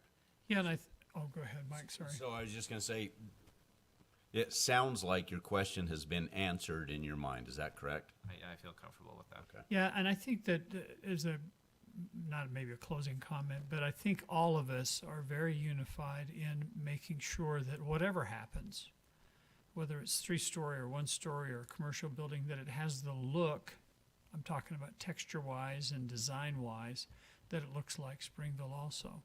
That it's more of a eternal look rather than something that's going to be outmoded in a few years. At least that's the feeling that I get from everyone. I was over in Orem yesterday, and there's that new parking garage thing over at University Place with this huge square glass structure on it. I thought, What? where in the world did that come from? I can tell you. It doesn't even fit on the parking structure. No, it doesn't. I mean, like, it's a different dimensions. It's very interesting. It is, and we certainly don't. My point is, Yes. exactly what you're saying is that we just don't want that to happen here. Yeah, so I have you got kind of a sense of in direction? terms of that helps really well. Are there any other, since you're all right here in front of me, any other adjectives? I liked eternal or timeless. Well, you're all thinking of what Springville is. Brick always comes to my mind because most of our historic buildings are brick. But any other adjectives that come to your mind while we're here? Well, When you talk about, You know, on your list, you had small town. And since I was on the Economic Advisory Commission way back in 2014, we've always talked about this small town feel, this small town. Is there a definition for what a small town feel is? Does anybody have that particular? I mean, can we encapsulate what small town means? All of our residents want us to stay small. Does that mean we don't want more people here? Is it a look? Is it a social thing between people? Last week, my wife and I were on a road trip along Route 66. Those are small towns, but they have a very unique feel in each one of those towns. Every one of them is a small town. Flagstaff is probably the biggest one, or Sedona. Then you get up into Seligman that is a block long with some kind of cool stuff in it. Or Williams, that's a tourist town. They all have their own identity, and they're all relatively small towns. So, and they all look different. So it's that look and feel that is, I guess, is how we determine what a small town is. How do we define that for Springville? Well, maybe next time we can have everybody write their definition of small town. How's that? Well, it'd be interesting. I'm not being sarcastic. Yeah, no, I agree. It would be I get very it. interesting because I think back and I don't have the years in Springville that you do as council, but I've been here since the early 90s, and there were 4 stoplights here, 4 stoplights in town when I moved here. And you drive around and that's not our city, but somehow even the people that are moving here are using those kind of statements, small town feel. The question is well, how? I sent something on a Friday update. We're larger than 93% of the cities in the United States. Mm-hmm. So we're not a small town. There's no way you can define us as a small town, but somehow our citizens still feel like we're providing something that meets that criteria. I think it has. yeah. Oh, go ahead, Liz. Sorry. Oh, no. Well, I was thinking maybe some of it kind of might mean like cozy and homey and makes you feel good when you come. And for me, and I've said this before, the mountains are a big part of my life, and to be able to see the sunset. So actually, the view, the landscape is really important to me, and so that's why I am more for a smaller building, so that I don't just see building. I see nature, and we are Tree City, USA, so we are still, right? Mm-hmm. Okay, so we have a lot of greenery, and I think that's important to a cozy, homey feel, and and our buildings, and of course our people and our citizens and our programming, with the activities that we offer. Also, I think that can be small town feel to just look and see the landscape.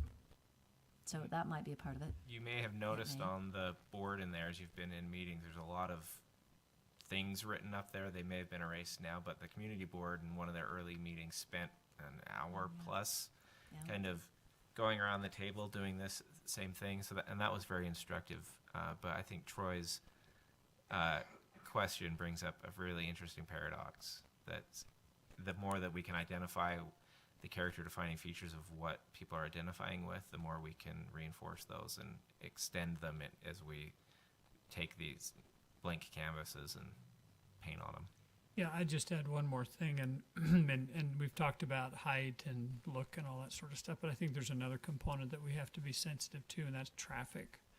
I think people feel with lots of traffic, which we deal with a lot, I think that's pretty reflective, symbolic of a large city, is the traffic and the congestion, you know, the stress of getting around, and I think we have to be careful and thoughtful about that sort of thing, whether it's... That is huge, actually. Like, what happened this morning? What was that all about?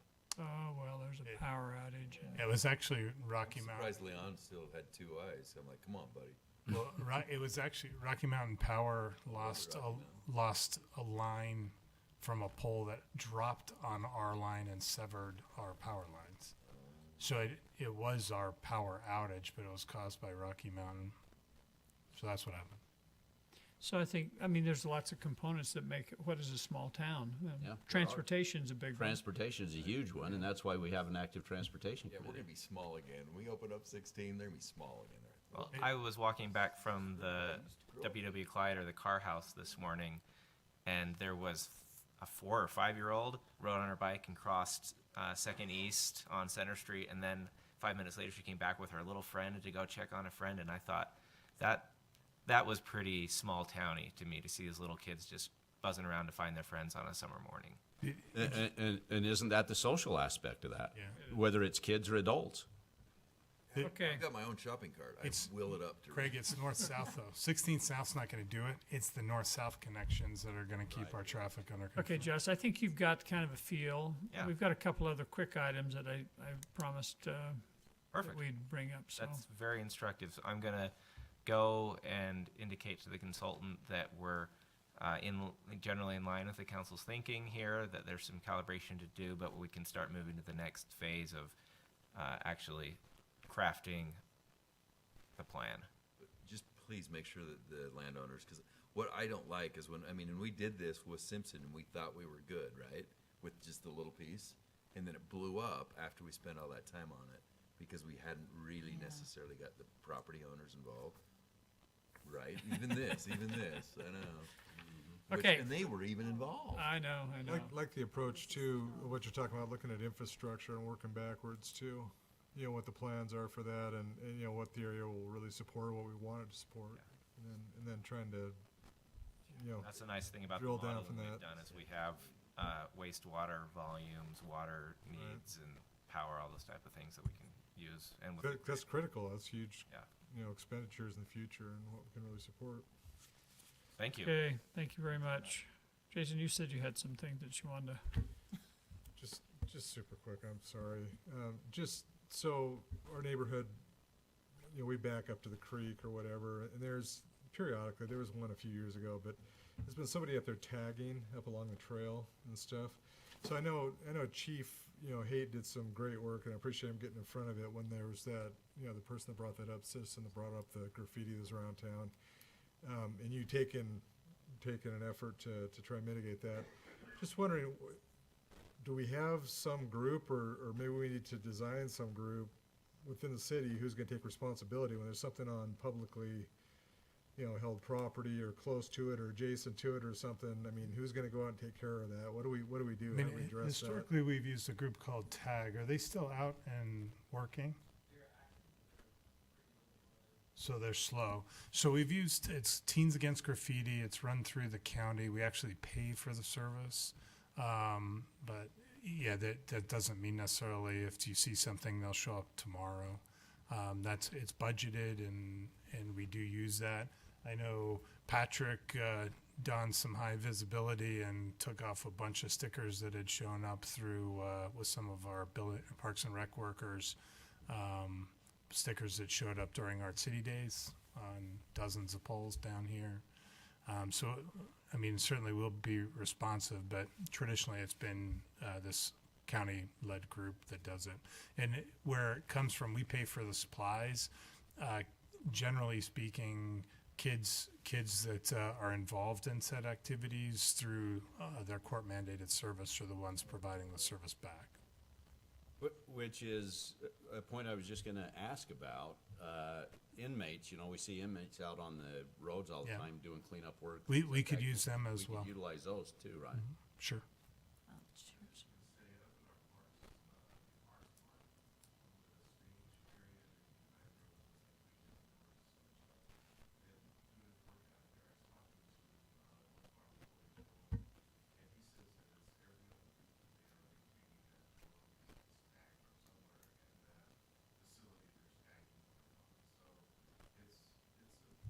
But part of that is for all of these, they really need to be reported to the police. Because if they get reported to the police, we do have some mechanisms and investigative techniques where you can do graffiti resistant paint. We can do some surveillance techniques to try and locate who's doing it. And Chief, you may either counteract this or whatever, but at least in my experience and from hearing from police before, there tend to be kind of groups that do this, and they do it a lot. And just like car burglaries and other things, if we can find the people doing it, then it goes away for a while, or at least reduces significantly. And so we know there's one or more people, pushing a certain agenda with a lot of what we're seeing right now, and we need to find who they are. So reporting it is the best way to do that. Is that fair?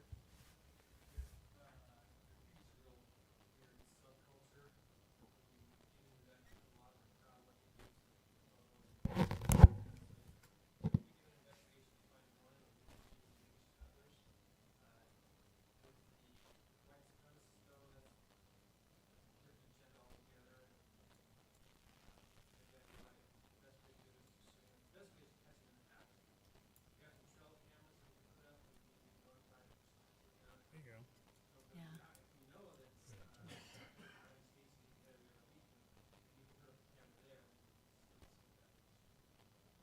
So report it to the police, and then police department coordinates. Yes. Great. Thanks.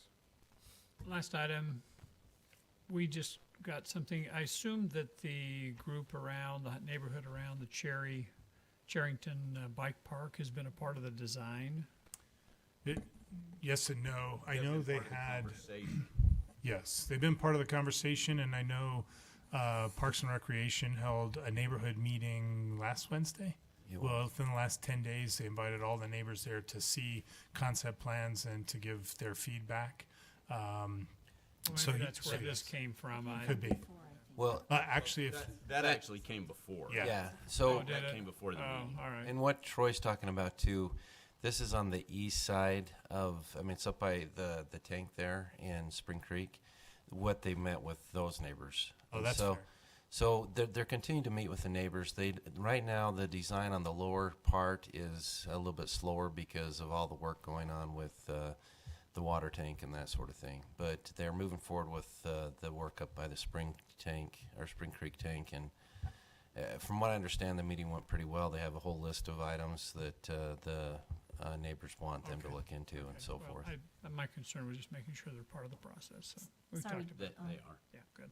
So by the east side, you don't mean like Right behind Cronenberger. right behind Kronberger? No. East You side. don't- Up You on mean East all the side. way up, so No, you haven't if- met with the neighbors that are? They've been meeting with those neighbors as well, but they're moving first with up by the Spring Creek tank. And so the meeting that Troy mentioned this last Wednesday was with all those Oh, neighbors. so it wasn't with. We've it met has nothing a to do with lot this. with the lower neighbors. No, Yes. they We've they had have multiple meetings with those. Yes, but they still feel like they're not included. yeah. So Yeah, and I'm not this. sure where that's coming from According to because this. we have met with them multiple times and discussed a lot of this stuff with Yeah. them. So and I think if I know the petition that you're talking about, there's like 3 or 4 things they highlighted, and all those things are what they're planning to look at and put into the plan. As long So as they're being heard, that's yep. Yeah, and I think the word that needs to go back out is what John's talking about there, is they're starting on the far east side up, we'll say by the by the upper water tanks, Upper Spring Creek water tanks. The other construction is unlikely to start this year, so there's lots of time to discuss the concepts and all that as they move through that. So